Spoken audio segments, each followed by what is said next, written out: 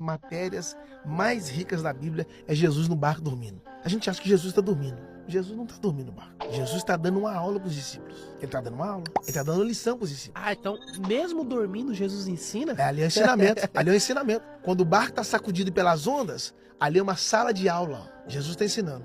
Uou! O vento balança o barco e Jesus continua dormindo. O barco para lá e para cá, Jesus continua dormindo. Isso foi uma aula. Peguei. Aí lá em Atos capítulo 12, Herodes falou assim, ó, vamos apresentar Pedro depois da Páscoa e eles iam matar Pedro. Se Herodes mandou matar Tiago, ia fazer o que com Pedro?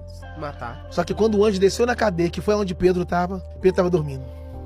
Com o anjo acordei, por que você está dormindo, Pedro? É porque o dia eu estava na sala de aula.